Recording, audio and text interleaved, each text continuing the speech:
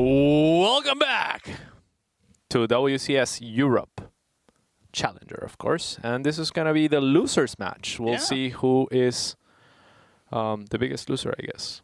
And the non-loser as well. Like someone is going to not lose that badly. Yes, one of them will lose now, and one of them will lose later, perhaps. We don't know that. Or not. Yeah. They absolutely, both of them still poised to potentially make it out. They both started as losers, but one of them has a chance for redemption, and that's what this match is about.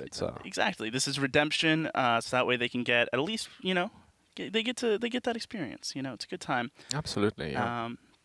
So this one, you know, against it's between two of the players that I think a lot of people aren't expected to make out of this group, right? I think for the most part, everybody is expecting it to be the other two. So how do you, with that in mind, preparing for this series, if you, going into a group as the underdog, do you prepare differently? Do you think, or do you have to go in expecting yourself to make it out? I mean, you always have to expect yourself to make it out. And thank you for that question, because as a player, you really need to think that you can win. Mm-hmm. Otherwise, you cannot. How can you have a thought that says, I cannot win, and then ask of your brain that it tries to? Yeah. You can't. You have to think that you can win, and of course, these players are going to prepare their hearts out. So I think that as good as Big Gabe and Drogo are right now, DnS is a very strong Protoss. Mm-hmm. SKillous is obviously a great rising star. Right. He's the hope of Russia. Absolutely. But he's rising, and so this is an opportunity for him to continue to learn. I don't think he is too, his expectations can't be too high. He probably thinks, like maybe I can advance second, or he probably thinks he can do it. Like I don't know, but absolutely he can win this match. I'm sure he's going in it with the right mindset. So I'm very excited to see what happens here. I think that DnS is the overdog, if you will. Yes. So we'll see. Yeah, I think it's going to be a very entertaining series, regardless of the result here. Should be, both these guys been around for a bit. As you said, SKillous, the up-and-comer, who just needs a little bit more time here getting ready for this game, guys. This is, of course, Group B for Balloon. He came back recently. You're doing that too, huh? It's fun. All right. Yeah. Before it was potassium for bananas. Well, it was B for bananas. B for bananas, right. Potassium obviously. Is a derivative. Yes, and of course spelled with a P. Yeah. We don't get to Group P. No, we don't. Not enough challengers. Well, actually, I guess there would be if you took the open qualifiers. Oh, absolutely. Yeah. Absolutely. Yeah, you could make a Group P. Maybe DreamHack could. Ooh, that'd be fun. Yeah. Just have like a 30-hour-long group stage. Yeah, I mean, they kind of do that. Match. Yeah. They kind of do it already. Yeah. So. Drags on. New Repugnancy, going to be the first map here, guys. For this best of 3, this is the elimination match. SKillous taking on DnS. This should be good. One of the worst names for any map ever. Repugnancy is a very... Why is that bad? I like it. Well, repugnancy is just, there's a negative connotation attached to the word, right? It's repugnant. Well, yeah, but this place is... We've talked about this. This place is like where no Marine wants to get sent, right? Like this is... we can talk about that in a second, because I know our observer wants us to get into this on the top right-hand side in the red. He is SKillous. And on the bottom left-hand side of the map, I am really bad with those. It is DnS. Hey, you got the direction right. I did, yeah. Doing better than me. Than you yesterday. Yeah, you've also improved, right? You got it right as well. Yeah. I just hold my hands up in front of me once the camera goes away. Look at your Protoss. Look at your Protoss tattoo to draw some power from. Yeah, exactly. Yeah. So can you consult your tattoo right now and tell us what the build orders are going to be? It's going to be another gate. It's going to be another cyber core coming down from both, and then reach into my hat here. Robo facilities. That's going to be Robo coming out from. How about the units? Units. Blue units now. Blue units? I'm gonna say red units. You say blue units right now. I'm gonna say adept. I'm gonna say soccer sentry. Okay. We'll see who wins. We'll see. This is the Protoss Rational Roulette. I don't know how they decide or what's better really, or like what counters what. It just seems almost random to me. Yeah, a lot of it sometimes it can definitely feel like it, especially when they go Stalker Sentry into Double Stalker. It's like, was that really that different? Like, did it really matter? Because especially with the super early hallucination that you have. A lot of the time, you're getting that scout before the tech actually is even able to come down. Especially if they go for an earlier expansion or investing in some other things. Yeah, if the sentry has utility after the early game, then it's the earlier you get it, the better, right? Because even if you get the hallucination earlier, you also start banking up more energy later on. And we were both wrong, by the way. Yeah, double stalkers on either end. So what I gather from this is usually there's a little bit more aggression from double stalkers coming out because, the sentry is not a very aggressive unit itself. Right, absolutely. Definitely leaves a lot of potential for that more aggression. So often we see this complemented by that robo facility into the earlier warp prism, which can create a lot of really hard to hold early pushes, if you're not on top of your scouting, which SKillous will be getting 2 sentries right now. So going to have a lot of hallucinations, a lot of force fields to buy him time as those energy as the energy builds up. As already dropping his expansion a bit faster and his tech a bit faster. So a good opener for SKillous. Yeah, I mean, the expansion... Ooh, this is a little bit risky, though, especially when you're going for this greedy of an opener, and DnS doing the proper thing to just stay up the ramp and will get a stalker for free. I think that's a little bit of a mistake by DnS. I mean, you have to expect that the units would be somewhere, and that was the place to have him. And now I think SKillous is in a great deal of trouble because he went for those double sentries and he lost the stalker, right? I like the double sentries because it speeds up the Nexus in that it saves 100... Well, against the stalkers, 150 minerals, right? That you can invest he just into used the hallucination too. But, and this stalker is going to get zoned out and killed. This might just be GG. Yeah, it's going to be a very tough hold. Either way. And the force field already having to get used as well. Yeah, brilliant by DnS, sending up the stalker exactly to bait the force field. You almost wanted for SKillous to try and get that stalker force fielded and killed by the 4 units that he has, because right now they're not going to do much, and it's 2 adepts. I don't think that's what you want here. Yeah, it's going to be just an awkward couple of seconds here, a minute or so here before that Immortal pops out. As, just trying to get... Isn't really able to contest this. It's, will definitely lose the unit if he marches down with this, transferring the probes over now at the same time. Yeah, I'm not sure what those probes are about either. He just has to wait. He has the Immortal now. This should be more than enough to push this back. Yeah. So what does DnS get from that then? I mean, SKillous does deny the stalkers going up the ramp with the sentries. Oh, they will get in. Oh, that's so nice. He forced out more units to be made from those gateways than I imagine he's wanting to. Delays the probe count. We see 5-worker lead for DnS earned off the back of that. Not to mention having to reinvest that money in the pylon and that canceled shield battery. Granted, not a ton of money lost there. These adepts doing so much work right now, just pressuring both mineral lines, finally getting some kills here at the natural. Yeah. And again, getting back up in the main. This is so nice. Very, very nice. Furthermore, the sentries tickle, right? So once they use their energy, which they've used a lot of, they lose so much utility. So SKillous is going to try to make something happen with this Immortal, and I feel like he kind of has to, but he must be in a difficult position, just seeing as how the trades favor DnS heavily. Yeah, DnS definitely been taking a much better trade so far, and I mean, look at this defense. He already has an Immortal, has a shield battery, has sentries of his own with plenty of energy. I mean, if you're SKillous and you see this, I don't think there's any way you try and stay and fight, especially with so much armor being made of sentries. We'll see as the Adepts moving in at the natural base is going to force SKillous' hand one way or the other.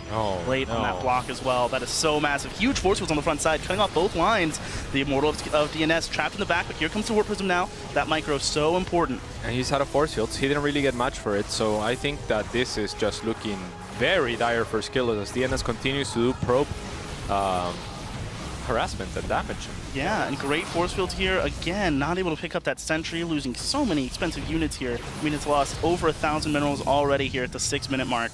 Yeah. Phenomenal trades for DnS. 7 workers went down on the backside as SKillous was able to clean those up with just a couple of adepts.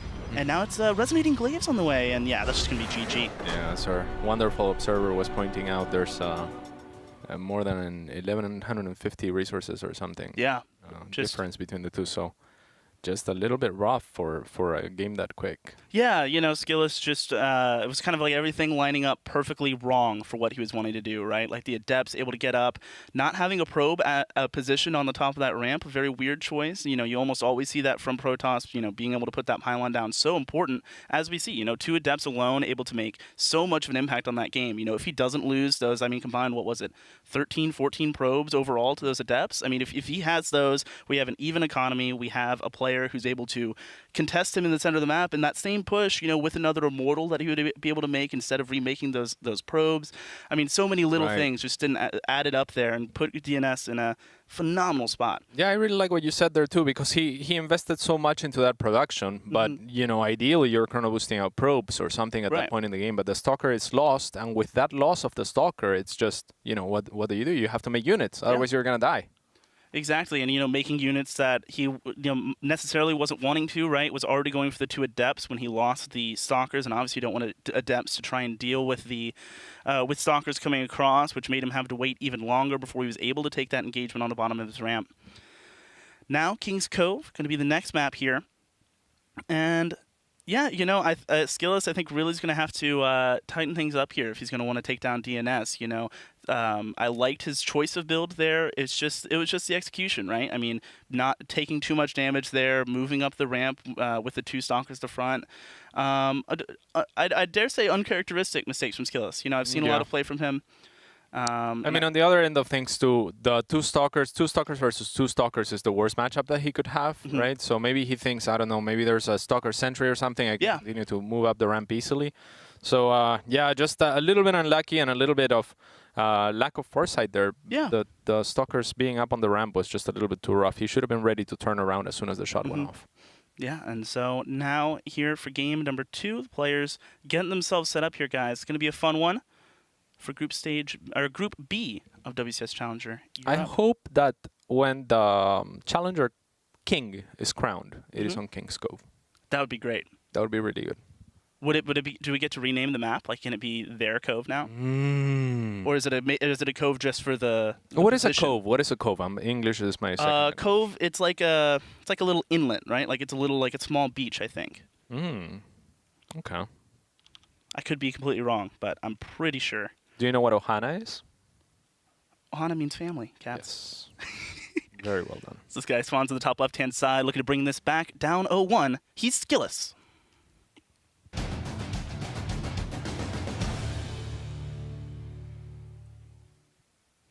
And judging by the first game, perhaps a little bit more SKillous. It is DnS.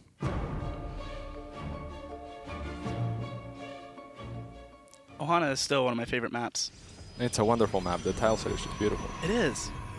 I want more maps on that tile set. Like, what happened to that tile set? Yeah, beach man? maps are great. Yeah, I don't know. It's like some of these tile sets, man. Like the brown maps with the debris. There's a few of those that are like, why are you making like depressing maps?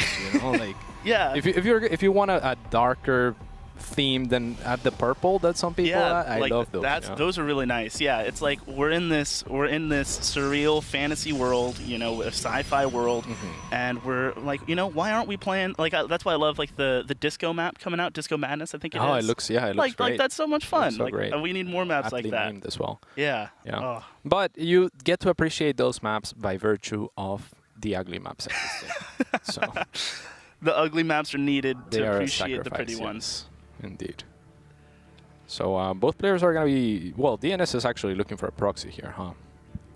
Judging by the positioning here, I'm going to guess it's a starport.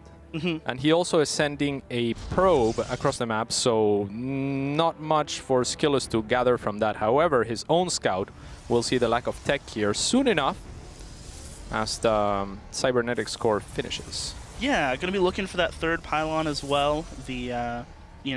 generally speaking, a big tell for whether or not this is some sort of proxy play. Likewise, on the other side for DnS, checking things out. It is Stalker Sentry versus a double Adept. So, yeah, definitely going to be. We would have been right. We would have been right this game. Yeah, darn it. So close. Yeah, we were just looking too far into the future. Man. Exactly. It was we need to calibrate our crystal ball a little bit. Yep.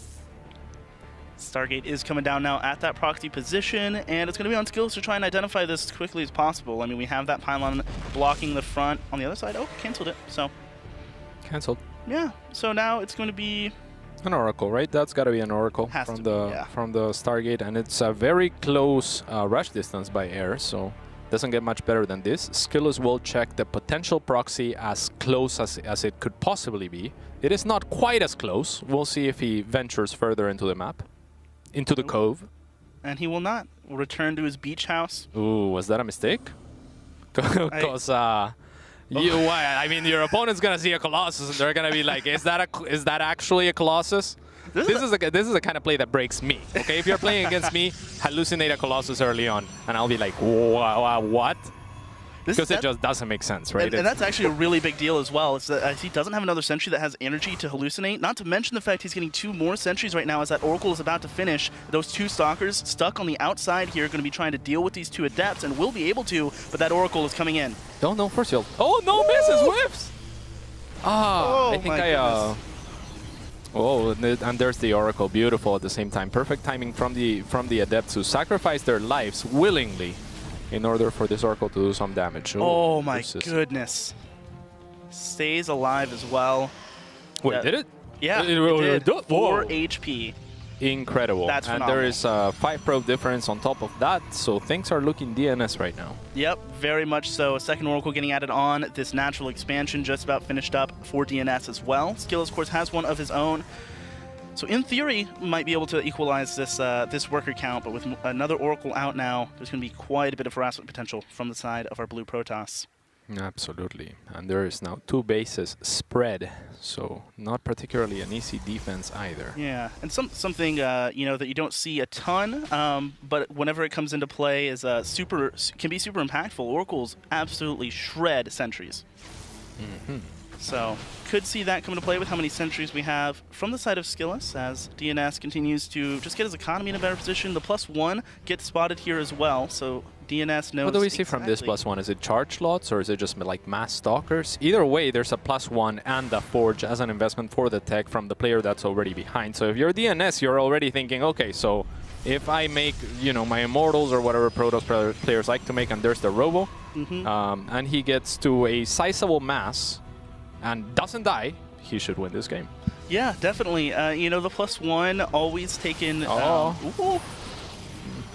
very often taken faster in the PvP matchup, you know, trying to get to that +2 power spike with your charge slots and your Archons is generally speaking the way that we'll see this play out. You know, with the Twilight Council coming in, I imagine it is going to be that charge. Finally getting some tech for himself, SKillous. Yeah, at the same time there is gases being taken at the natural, so the charge is a little bit counterintuitive unless we're going to see something like a Templar Archives follow up and maybe charge load Archon. Yeah, definitely possible here, and definitely a, you know, wouldn't be too uncommon here, I'm sure, and I've seen it from Skillous before. And it's going to be matching up against DNS, who's going to have this pretty much the same stuff, right? I mean, his Twilight Council is significantly later, his +1 significantly later as well. I'm curious to see how it's going to line up. It's the defender's advantage going to be come in key here. Whoever attacks into the shield batteries. Yeah, well, I mean, it will have to be, I think, SKillous trying to push the gas pedal, especially when you're going Archons on a map that's this choky, right? Because Archons thrive on open space because the range is so low. So when you're looking at these chokes, you probably don't want more than like 4 Archons because otherwise they're just gonna bump onto each other. Yeah, they're just too big. And we have that +2 now getting started up as 6 more gateways are getting added on here for SKillous. 4 on the way for DNS. Going to be taking both these guys up to right around 8 per, with the Templar Archives finished up for SKillous and still coming for DNS. So yeah, this is just going to be straight up the same army compositions marching against each other here, and I believe SKillous will want to wait for this +2 unless he sees something that makes him feel like his hand is forced, but taking the 3rd Nexus, yeah. Wow, okay. Ooh, good pick. And DNS will spot it as well, and this is kind of an odd choice. If you're DNS, you spotted the gateways, you spotted the fact that you're ahead in tech, you have the Robo, your opponent does not, you have an Immortal, you know, like, you're thinking he has to attack me, and then SKillous tries to turn that around and says, you know what, I'm gonna not attack you instead, and I'm gonna take a faster 3rd than you can. DNS spots it right away, takes his own 3rd, and he's kind of doing a really smart thing in that he's mirroring his opponent, only he's ahead. Yeah, exactly. And the Zealots going to finally be able to unpower that Stargate. More of a moral victory than anything at this point. But does also reveal if that charge is done, if DNS was looking at it, which was a fairly safe assumption already. Yeah. As the Archon's loaded up for both players in these Warp Prisms and moving out, DNS is a little bit faster, already almost at that natural base. Yeah, and that's a little bit surprising because he was second to that tech, but yeah. Yeah. Let's see what the Immortals can do. Focusing buildings is a good idea, as they do extra damage there. Yeah. And now he pretty much just has to hold. He also has the recall available should he need the Immortals on the back end here. Yeah, and I think he might. These army supplies just about dead. Even the Archons of Skillous. Those Archons are very important right now. Oh yeah, DnS is shredding the army. These Archons need to kill every probe at the natural base to make themselves work. Great response. Oh my god. Hold the workers already here. The +2, 13 seconds away for Skillous. He is on the run, trying to buy time here. More Stalkers getting added on for DnS. Not sure where that Warp Prism went for him, as this does get pushed back. DnS, and Skillous capitalizing well on that. The Archon, a little bit too fast. No! Oh no! What have you done? Oh my gosh. I can't believe you've done this. That was absurd. I cannot believe that happened. All right. Wow. So, now it's a game. Now it's definitely a game. Yeah. I said every probe needs to be killed, and every probe was killed. Oh my goodness! And they were like, it was like they wanted it. They grouped up. They stood right in front of the Archon and said, "Hit!" It was like, "I want you to hit me as hard as you can." Yeah, and then the Archon was like, "Sure, I guess." Yeah. It's like, all right, dude, sure. There's some psionic energy for you. That +2 waiting for it here for DnS. 12 seconds away. That'll make them dead even on upgrades. 86 to 77. That army supply count as the Immortals head into this natural base. And a Warpin of Zealots going to try and force the hand as Guardian Shield goes up on the front lines. No sentry available for Skillous. Yeah, I'm not sure about this move by Skillous though. Moving down the ramp, like even if it's an evenish trade right now, which it's not. Yeah. He gave him the fan, right? We were talking about the Archons needing a lot of space. Well, his opponent has a lot of space down the ramp and a beautiful fan. So. It looks like DnS is going to be able to clean this up. Yeah, Skillous just getting a little bit too picked apart here, right? Trying to that screen getting drawn away to that natural base, perhaps at the same time as that attack was arriving. Yeah. And like you said, yeah, not like moving down that ramp away from his defensive position. Ended up being a little bit too much to overcome there. DnS, despite losing an entire natural mineral line, able to make it work, bring it back there. Yeah, I mean, very scrappy game. A little bit sloppy as well on both ends on multiple occasions, but it ends up being what the result was expected from. I mean, those probes. My God, yeah. Yeah, it was. Man, that was a big my tattoo actually physically hurt when that happened. It caused me pain. Yeah. It's like a curse mark. I could see it. It went a little bit red. I looked at you and I was worried. I was like, oh my God, is his tattoo gonna explode right now? So. Man, good elimination match there. DnS keeping himself alive. Just a reminder, guys, have more StarCraft action coming up. Many. Match up next. Hero Marine taking on Petite Drogo. That's going to be a barn burner. So sick. Don't go anywhere, guys. We'll be back in just a few. Indeed.